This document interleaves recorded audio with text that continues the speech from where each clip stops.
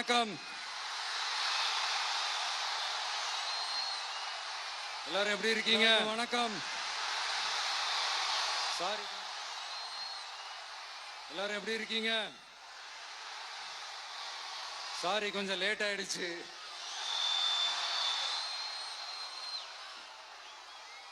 திருச்சியில காலையில பேசினப்போ அங்க ஒரு மைக் ப்ராப்ளம் இருந்தது.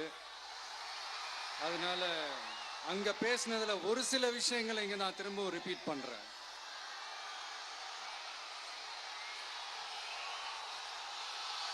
அந்த காலத்துல போருக்கு போறதுக்கு முன்னாடி போர்ல ஜெயிக்கிறதுக்காக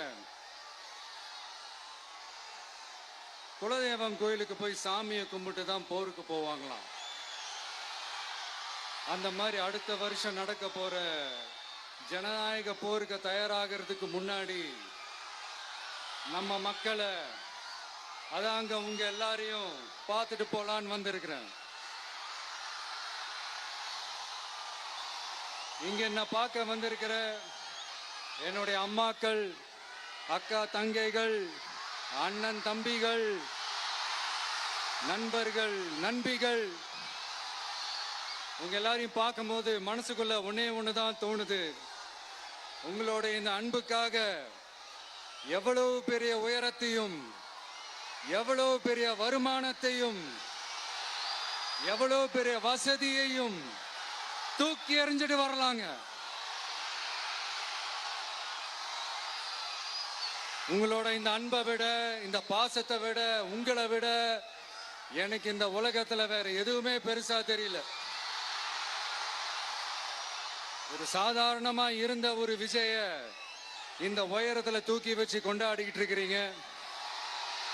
உங்க வீட்டுல ஒருத்தனாவே ஆக்கிட்டீங்க, உங்க சொந்தக்காரனாவே ஆக்கிட்டீங்க.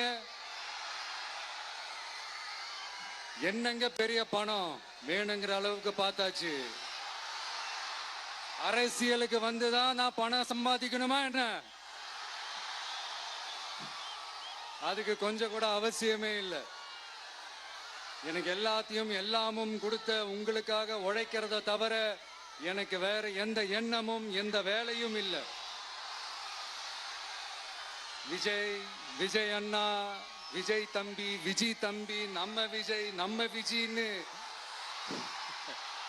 என்னடா இந்த விஜய் தனியாளா இருப்பான்னு பார்த்தா எப்ப பாரு மக்கள் கடலோட மக்கள் கடலாவே இருக்கிறானேன்ட்டு இந்த எதிரிகளுக்கெல்லாம் தெரிஞ்சவன நம்மளை பத்தி கண்ணாமண்ணான்னு பேச ஆரம்பிச்சிருக்கிறாங்க.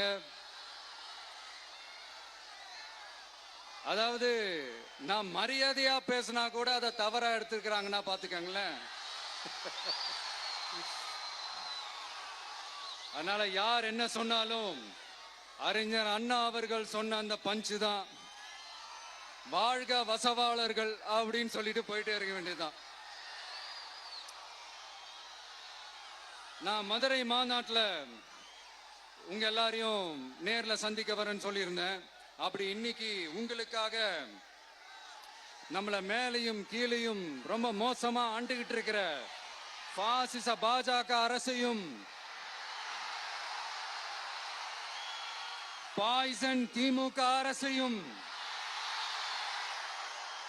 கேள்வி கேட்கறதுக்காக வந்திருக்கிறேன். இந்த பாஜக அரசு நம்மளை கொஞ்ச நெஞ்ச கொடுமையாங்க செய்து பீகார்ல 65 லட்சம் வாக்காளர்கள் ஓட்டர் லிஸ்ட்லயே காணோமா. இது என்ன பெரிய விஷயம்? இதை தாண்டி இன்னொரு விஷயம் இருக்கு. இந்த எதிரி கட்சிகள்லாம் ரொம்ப சிம்பிளா சொல்ற மாதிரி சொல்லணும்னா, ஓட்டு திருட்டு, வீட்டு நம்பர் 0ன்னு போட்டெல்லாம் ஓட்டர் ஐடி கார்டு கொடுத்துருக்காங்கன்னா பாத்துக்காங்களேன். எவ்வளவு பெரிய ஒரு மோசமான வேலைகள்லாம் அவங்க செய்யறாங்கன்னு பாத்துக்கங்க.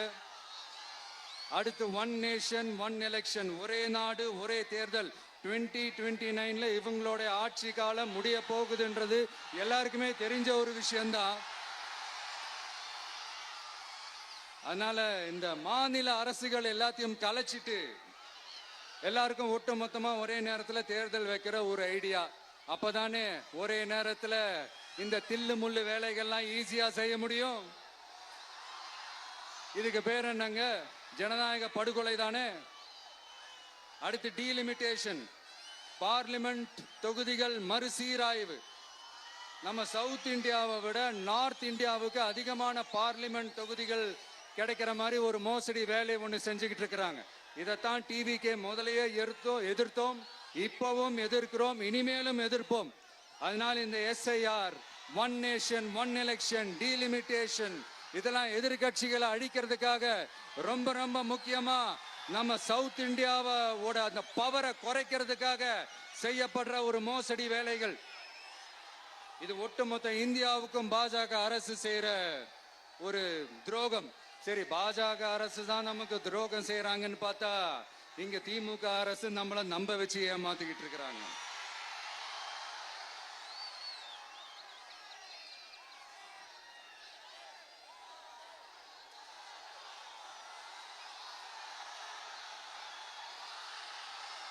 கிட்டத்தட்ட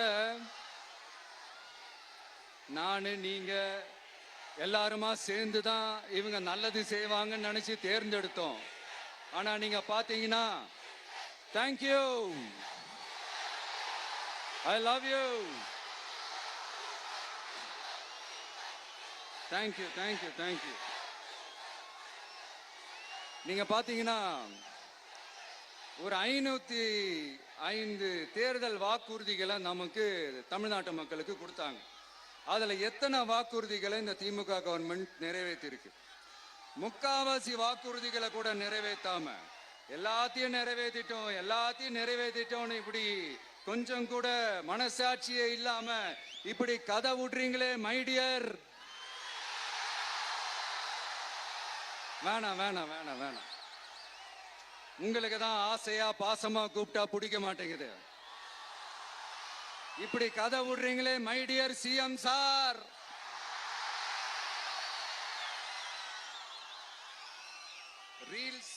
ரீல்ஸ் வேற, ரியாலிட்டி வேற நீங்களே சொல்லிட்டு இப்ப நீங்க விடுறது அம்பட்டும் ரீல்ஸ் தான். அதுல எல்லாம் பாதியில அருந்தும் போயிடுச்சு. அப்படி அருந்து போன ரீல்ஸ் எல்லாம் கொஞ்சம் என்னன்னு பாப்போமா? கேஸ் சிலிண்டருக்கு மானியமா 100 ரூபாய் தரேன்னு சொன்னீங்களே, தந்தீங்களா? 1000 ரூபாய் ஒருத்தர் விடாம எல்லா பெண்களுக்கும் தருவேன்னு சொன்னீங்களே, தந்தீங்களா?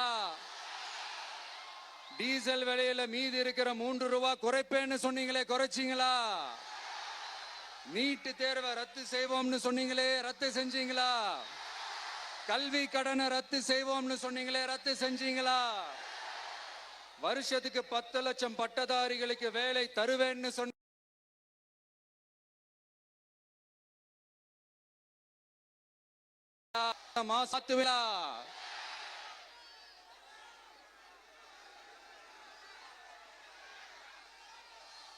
மீனவர்களை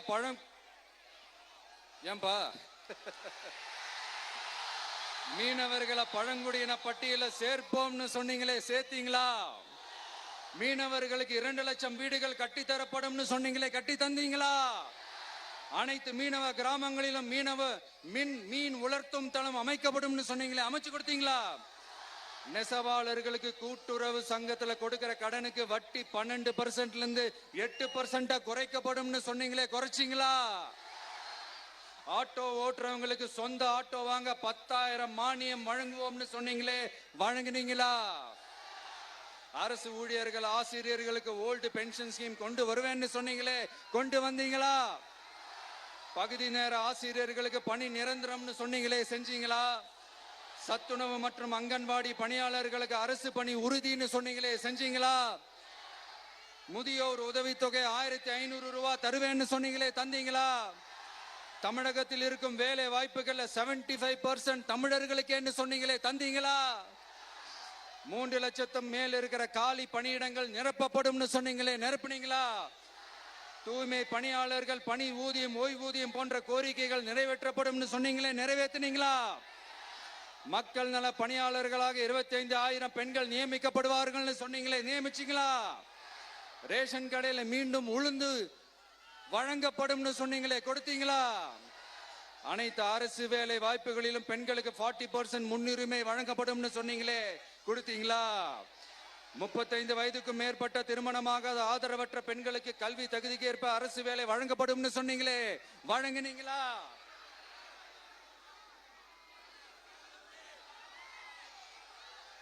வகுப்பு வாரியத்தின் கோரிக்கைகள் பரிசீலிக்கப்பட்டு மேற்கொள்ளப்படும் சொன்னீங்களே, செஞ்சீங்களா? அரசு வீட்டு வசதி மற்றும் குடிசை மாற்று வாரிய வீடுகளில் மாற்றுத்திறனாளிக்கு ஒதுக்கீடு செய்யப்படும் சொன்னீங்களே, செஞ்சீங்களா? இலங்கை தமிழர்களை காப்பாற்ற ஒரே தீர்வு பொது வாக்கெடுப்பு தான், அதை நடத்த வலியுறுத்துவோம்னு சொன்னீங்களே, செஞ்சீங்களா? இப்படியே நம்ம கேள்வி கேட்டுக்கிட்டே இருக்க வேண்டியதுதான். இவங்க கிட்ட இருந்து எந்த பதிலும் வரப்போறது இல்ல. ஏன்னா இருந்தாதானே. அதனால நான் உங்களை கேட்கிறேன், செய்வோம் செய்வோம் செய்வோம் செய்வோம்னு சொன்னாங்களே, செஞ்சாங்களா? சத்தமா சத்தமா? மை டியர், வேணாம் வேணாம் வேணாம். அப்படி கூப்பிட்டா, ஆசையா பாசமா கூப்பிட்டா அவங்களுக்கு பிடிக்க மாட்டேங்குது. அதனால கேக்குதா மை டியர் சிஎம் சார்? அவங்க பண்றது துரோகம்னா நீங்க பண்றது நம்பிக்கை மோசடி. இது ரெண்டுமே ஒண்ணுதான், ரெண்டுமே ஏமாத்து வேலைதான், இது ரெண்டுமே ஜனநாயக குற்றம் தான். இப்படி ஏமாத்துறதுல இவங்க ரெண்டு பேருமே ஒரே வகைரா தான்.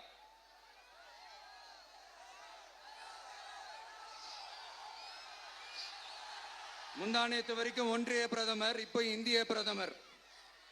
இப்படி மாத்தி மாத்தி பிளேட்டை மாத்தி மாத்தி பேசுறதுல நம்ம சிஎம் சார் ரொம்ப பிரில்லியன்ட். இப்ப புரியுதா மக்களே? மறைமுக உறவுக்காரர்கள்னு நாம ஏன் சொல்றோம்னு? சரி, இப்ப நம்ம அரியலூர் மாவட்டத்துக்கு வருவோம்.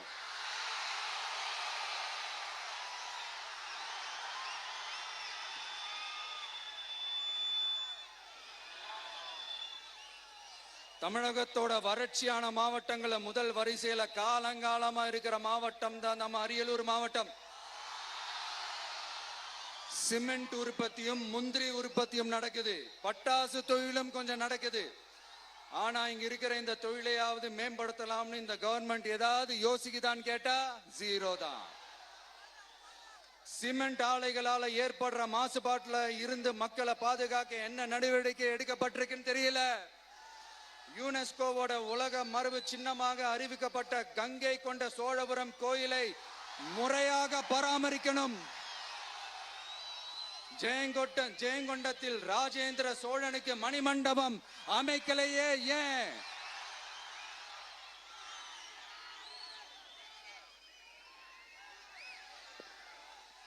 மருதையாத்தோட குறுக்க வாராணவாசி தடுப்பணை கட்டுறதை பத்தி 4 வருஷமா கண்டுக்கலையே ஏன்? அரியலூர்ல இருந்து ஜெயங்கொண்டான் காட்டுமன்னார் கோயில் வழியாக சிதம்பரத்துக்கு ரயில்வே வழித்தடம் அமைக்கணும்ன்ற கோரிக்கை என்னாச்சுன்னு தெரியல. ஜெயங்கொண்டத்திலிருந்து கும்பகோணத்திற்கு ரயில்வே வழித்தடம் அமைக்கணும்ன்ற கோரிக்கை என்னாச்சுன்னு தெரியல. அரியலூர்னாலே முந்திரி உற்பத்தி தான் பிரதானம். அதனால முந்திரி தொழிற்சாலை அமைக்கணும்ன்ற கோரிக்கை என்னாச்சுன்னு தெரியல. இந்த மாவட்ட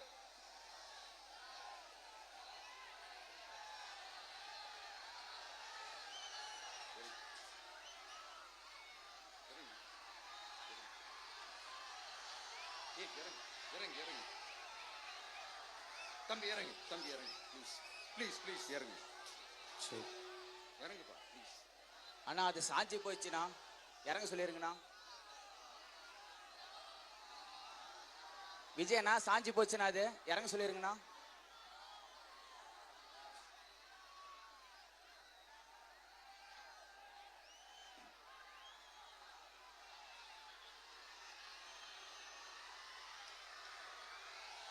ஹலோ பிரதர் சார், அவரை இறங்க சொல்லுங்க ப்ளீஸ்.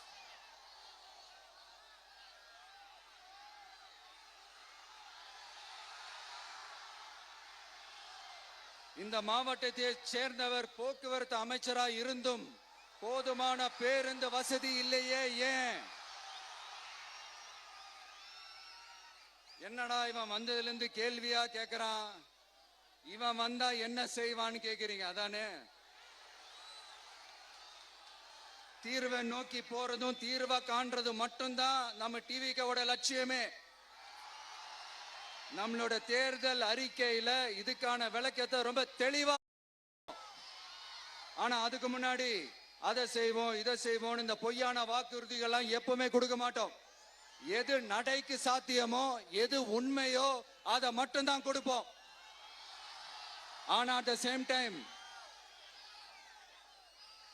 மருத்துவம், குடிநீர், ரேஷன், கல்வி, அடிப்படை சாலை வசதி, மின்சாரம், இந்த மாதிரி அடிப்படை விஷயங்கள்ல நோ காம்ப்ரமைஸ். பெண்கள் பாதுகாப்புல, சட்டம் ஒழுங்கு பாதுகாக்கிறதுல நோ காம்ப்ரமைஸ். சிம்பிளா நம்மளுடைய விஷன் என்னன்னு சொல்லணும்னா, ஏழ்மை வறுமை இல்லாத தமிழகம், குடும்ப ஆதிக்கம் இல்லாத தமிழகம், ஊழல் இல்லாத தமிழகம், உண்மையான மக்களாட்சி, மனசாட்சி உள்ள மக்களாட்சி. கான்பிடண்டா இருங்க, நல்லதே நடக்கும், வெற்றி நிச்சயம். மீண்டும் சந்திக்கும் வரை நன்றி, வணக்கம்.